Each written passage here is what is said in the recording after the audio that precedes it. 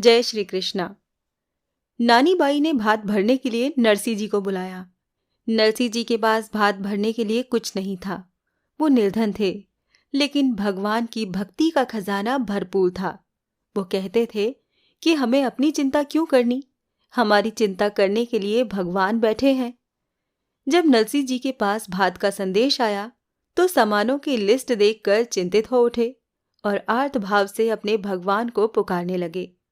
हे सांवरिया सेठ, हे गिरधारी, नरसी मेहता को तो कोई न जाने, तुमको जाने है संसार, चिट्ठी मेरी आई है सांवर सरकार। सुलोचना बाई नानी बाई की पुत्री थीं। सुलोचना बाई का विवाह जब तय हुआ था तब नानी बाई के ससुराल वालों ने ये सोचा कि नरसी एक गरीब व्यक्ति है तो वो शादी के लिए भात तो भर नहीं पाएगा। उनको लगा कि अगर वो साधुओं की टोली लेकर वहां पहुंच गया तो उनकी बहुत बदनामी हो जाएगी। इसीलिए उन्होंने एक बहुत लंबी सूची भात के सामान की बनाई। उस सूची में करोड़ों का सामान लिख दिया गया, जिससे कि नरसी उस सूची को देखकर खुद ही ना आए।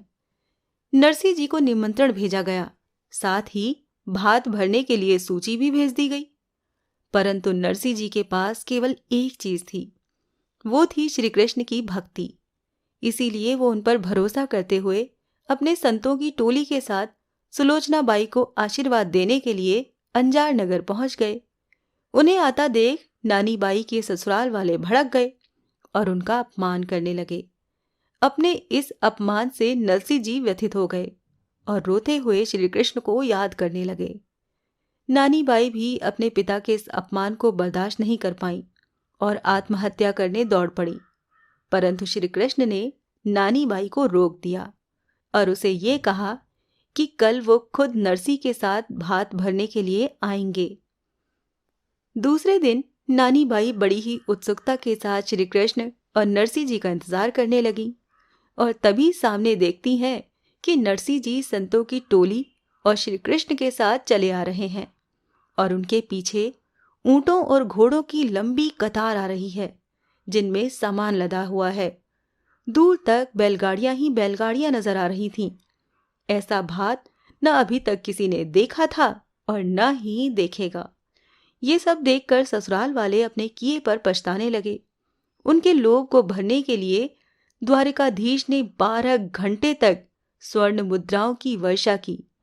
नानी बाई के ससुराल वाले उस सेठ को देखते ही रहे और सोचने लगे कि कौन है ये सेठ और क्यों नरसी की ये मदद कर रहा है। जब उनसे रहा न गया तो उन्होंने पूछा कि कृपा करके अपना परिचय दीजिए और आप क्यों नरसी जी की सहायता कर रहे हैं। उनके इस प्रश्न के उत्तर में जो जवाब सेठ ने दिया वही इस कथा का संपूर्ण सार है तथा इस प्रसंग का केंद्र भी है। इस उत्तर के बाद सारे प्रश्न अपने आप ही समाप्त हो जाते हैं। सेठ जी बने भगवान का उत्तर था, मैं नरसी जी का सेवक हूं, इनका अधिकार चलता है मुझ पर। जब कभी भी ये मुझे पुकारते हैं मैं दौड़ा चला आता हूँ इनके पास। जो ये चाहते हैं मैं वही करता हूँ। इनके कहे कार्य को पूर्ण करना ही मेरा कर्तव्य है। ये उत्तर सुनकर सभी हैरान रह गए और किसी के समझ में कुछ नहीं आ रहा था। बस नानी बाई ही समझती थी कि उसके पिता की भक्ति के कारण ही श्री कृष्ण उससे बंध गए हैं और उनका दुख अब वो देख नहीं पा रहे हैं। इसीलिए भात भरने के लिए वो खुद आ गए हैं। इससे यही साबित होता है कि भगवान केवल अपने भक्तों के वश में होते हैं। जय श्री कृष्णा।